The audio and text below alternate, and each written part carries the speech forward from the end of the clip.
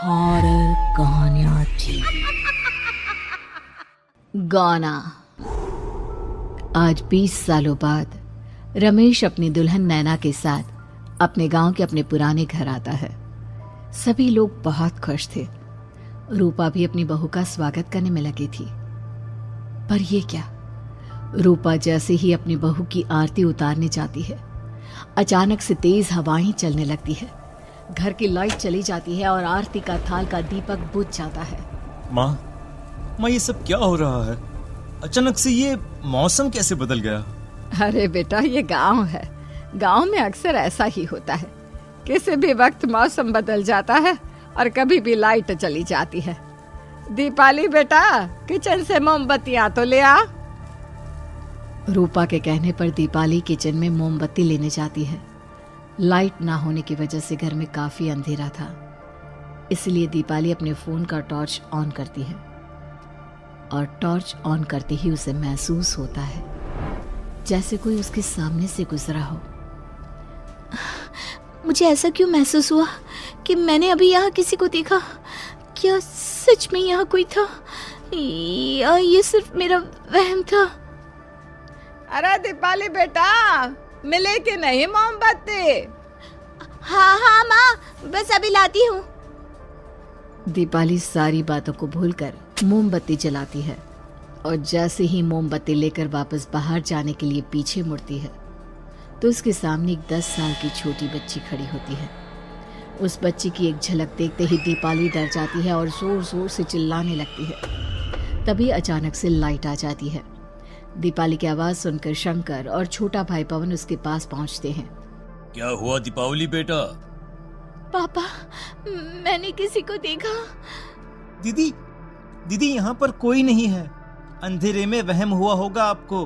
अब चलो, दरवाजे पर भैया भाभी कब से खड़े हैं। दीपाली भी इसे अपना एक वहम समझकर सबके साथ बाहर चली जाती है, जहां वो लोग अपनी भाभी का स्वागत करते हैं। नैना अपने पैरों से कलश को गिराकर थाल में पैर रखती है और घर के अंदर जाती है। सब घर के अंदर चले जाते हैं। भाभी, मैं आपकी ननद नहीं, आपकी छोटी बहन और फ्रेंड की तरह हूँ। इसलिए कभी भी आपको ये लगे कि भैया आपको सता रहे हैं तो आप उनकी शिकायत मुझसे कर देना। भाभी भैया की शिकायत करे या ना करे, पर मुझसे और माँ से तेरी शिकायत जरूर करेगी। सभी आपस में बैठकर हंसी मजाक कर रहे थे। नैना भी घूंघट किए अपने बिस्तर पर बैठी थी। वो सब आपस में बात कर ही रहे होते हैं कि तभी उन्हें एक अजीब डरावनी आवाज सुनाई देती है और कमरे की खिड़की अपने आप ही खुल जाती है। मुझे इसीलिए गांव पसंद नहीं। गांव में ऐसी ही डरावनी आवाजें आती हैं। मैंने तो सुना है गांव में बहुत सारे भूत भी होते हैं और इस मौसम को पता नहीं क्या हो रहा है। मुझे तो बहुत डर लग रहा है। मैं तो अपने कमरे में जा रही हूँ सोने। बाय भाभी, हम कल बात करेंगे। अब सब अपने कमरे में सोने चले जाते हैं। नैना अपने कमरे में बिल्कुल अकेली थी। कुछ देर बाद रमेश अपने कमरे में आता है और देखता है कि नैना खिड़की के पास खड़ी होकर बाहर की ओर एक टक नजरें लगाकर देख रही थी। क्या हुआ नैना? बाहर क्या देख रही हो? मैं बाहर का मौसम देख रही हूँ रमेश जी। इस मौसम को देखकर ऐसा लग रहा है जैसे आज कोई अपना बदला लेने के लिए आया है। तुम क्या बोल रही हो? मेरी कुछ समझ में नहीं आ रहा। और वैसे भी रात काफी हो चुकी है, अब हमें भी सो जाना चाहिए। चलो। इतना बोलकर रमेश सोने के लिए बिस्तर पर लेट जाता है, पर नैना अब भी खिड़की के पास ही खड़ी होती है। रमेश के सो जाने के बाद नैना अपनी सास के कमरे में जाती है और अपनी सास के पास बैठकर रोने लगती है, जिसे सुन सास की नींद खुल जाती है। बहू, अरे क्या हुआ बहू? तू इतनी रात को यहाँ मेरे कमरे में बैठकर रो क्यों रही है? मम्मी जी, आपने मुझे क्यों नहीं अपनाया? आपको पता है, आपकी वजह से मुझे और मेरे परिवार वालों को गांव वालों के कितने ताने सुनने पड़े। तू मेरी बहू नहीं है? कौन है तू? मम्मी जी, मैं आप ही की बहू हूँ। आपने मुझे अब भी नहीं पहचाना? इतना बोलते ही नैना की आंखें लाल हो जाती हैं। वो जोर जोर से हंसने लगती है। मौसम का रुख बदल जाता है।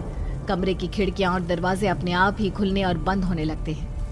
देखते ही देखते नैना हवा में उड़ने लगती है और वो अपनी आंखों के इशारे से अपनी सांस को भी हवा में लटका देती है।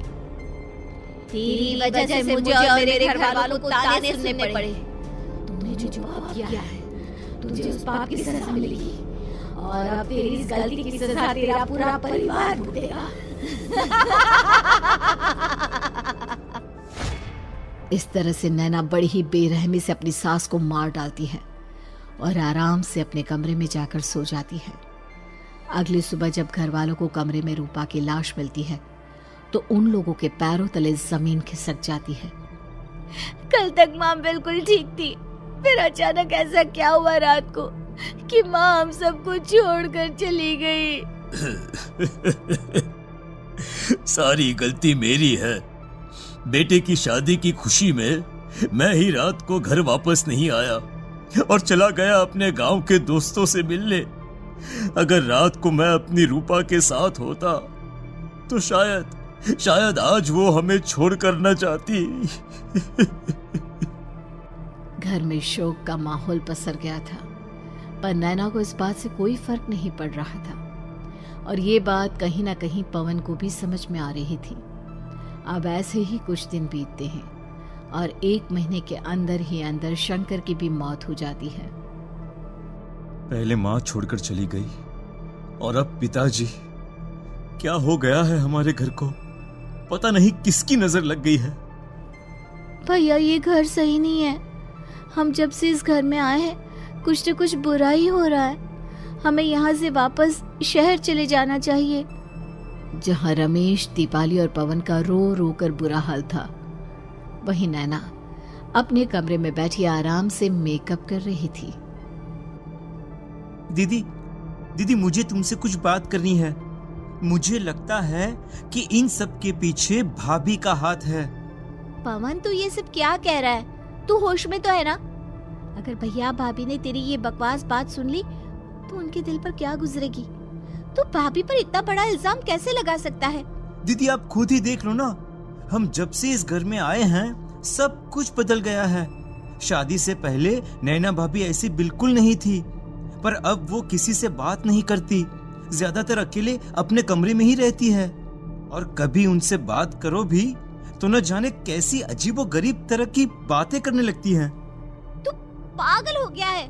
आप समझती क्यों नहीं है दीदी? देखो ना, हमारे घर में मौत का सिलसिला शुरू हो गया है, पर भाभी को कोई फर्क नहीं पड़ रहा। वो अभी भी मेकअप कर रही हैं, आराम से खाना खा रही हैं। और दीदी आपको पता है, जिस रात माँ की मौत हुई थी ना, उस रात मैंने भाभी को माँ के कमरे में जाते हुए देखा था। पवन की बातें सुन अब दीपाली के मन में भी शक पैदा होने लगता है और वो इस बारे में रमेश से बात करती है। रात को सब साथ में बैठकर खाना खा रहे थे, तभी कौन हो तुम और तुम ये सब क्यों कर रही हो? क्यों सबकी जान ले रही हो? रमेश जी ये आप क्या कह रहे हैं? मैं भला मम्मी जी पापा जी की जान क्यों लूंगी? मैंने कब कहा कि तुमने माँ पापा की जान ली? नैना तुम तो मेरी पत्नी हो, तुम थोड़ी किसी को मारोगी। नैना तुम नैना ही हो ना? रमेश की ये बात सुनते ही नैना खाना छोड़कर गुस्से में सबको देखने लगती है।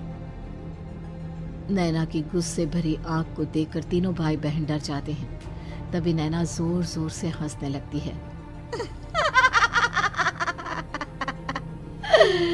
मैं तो हूँ आपकी पत्नी गौरी। गौरी का नाम सुनते ही रमेश के होश उड़ जाते हैं। आखिर कौन है ये गौरी? क्या है इस घर और घर वालों का राज?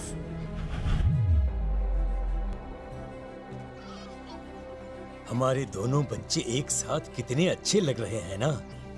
हाँ, कितने अच्छे दोस्त हैं दोनों। बस बड़े होने के बाद भी इनकी ये दोस्ती बनी रहे तो बच्चे कितने खुश रहेंगे। मैं क्या सोच रहा था कि क्यों ना हम अपनी दोस्ती को रिश्तेदारी में बदल दें। मैं अपने बेटे रमेश की शादी तेरी बेटी गौरी से करना चाहता हूँ। इस तरह हमारे बच्चे भी हमेशा साथ रहेंगे और हमारी दोस्ती भी रिश्तेदारी में बदल जाएगी। शंकर की इस बात से उसके दोस्त को बहुत अच्छा लगता है और वो अपनी बेटी की शादी रमेश से करवाने के लिए तैयार हो जाता है। बहुत जल्द दोनों परिवार मिलकर बचपन में ही रमेश और गौरी की शादी करा देते हैं। अरे शंकर, अपने बच्चों की शादी करवा कर हमने अपनी दोस्ती को रिश्तेदारी में बदल तो लिया, पर मैं चाहता हूँ कि अपनी गौरी का गौना 2 साल बाद करूँ ताकि वो थोड़ी समझदार हो जाए। अरे हाँ हाँ दोस्त, बिल्कुल, हमें कोई दिक्कत नहीं है। इसी तरह समय बीतने लगता है। समय के साथ शंकर का कारोबार तरक्की पकड़ लेता है और 2 साल बाद शंकर अपने पूरे परिवार के साथ शहर में शिफ्ट होने की तैयारी कर लेता है। जब ये खबर उसके दोस्त को पता चलती है तो वो शंकर से बात करने उसके घर जाता है। शंकर, 2 साल पूरे हो चुके हैं और अब तू शहर भी जाने वाला है। मैं सोच रहा था कि तेरे शहर जाने से पहले गौरी का गौना कर दूं ताकि तू अपनी बहू को अपने साथ लेकर जा सके। ये तू कैसी बातें कर रहा है? रिश्तेदारी बराबरी वालों से होती है और वैसे भी अब मेरा बेटा या मेरा परिवार कोई भी इस रिश्ते को नहीं मानता।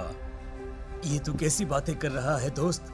जब हमने अपने बच्चों की शादी करवाई थी तब हम दोनों ही एक बराबर थे। पिछले 2 साल में तेरा कारोबार थोड़ा सा अच्छा क्या चल गया तो पुराने रिश्ते ही तोड़ देगा। देख भाई, ऐसा मत कर। अगर तूने मेरी बेटी को अपनी बहू के रूप में नहीं अपनाया तो कोई भी मेरी बच्ची से शादी नहीं करेगा। अरे उसकी जिंदगी बर्बाद हो जाएगी। यार देख, वैसे भी बाल विवाह तो कानून मान्यता नहीं देता, फिर मैं कैसे दे दूं? तू अपनी बेटी के बड़े होने पर उसकी शादी किसी दूसरे लड़के से करवा देना। वैसे भी तब तक ना उसे और ना ही गांव वालों को ये बात याद रहेगी। मेरे बेटे को बख्श दे मेरे भाई। इस तरह से शंकर अपने दोस्त के परिवार और गौरी को गांव वालों के ताने सुनने और जिल्लत से भरी जिंदगी जीने के लिए छोड़ अपने परिवार वालों के साथ शहर चला जाता है।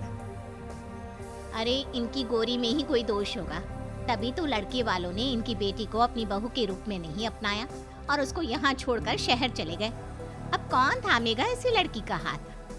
अरे पता नहीं कैसा आदमी है जो गांव वालों के इतने ताने सुनकर भी सर उठाकर गांव में चल रहा है।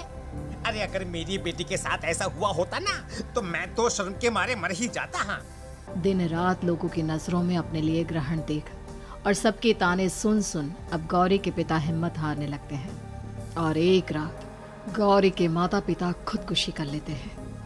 ये सदमा गौरी भी सहन नहीं कर पाती और उसकी भी मृत्यु हो जाती है। तुम्हारे परिवार की वजह से हम लोगों ने अपनी इज्जत और जान गंवाई।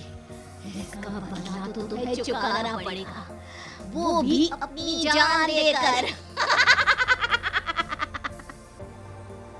हंसते हुए अब नैना हवा में उड़ने लगती है। नैना अब पूरी तरह से बदल चुकी थी।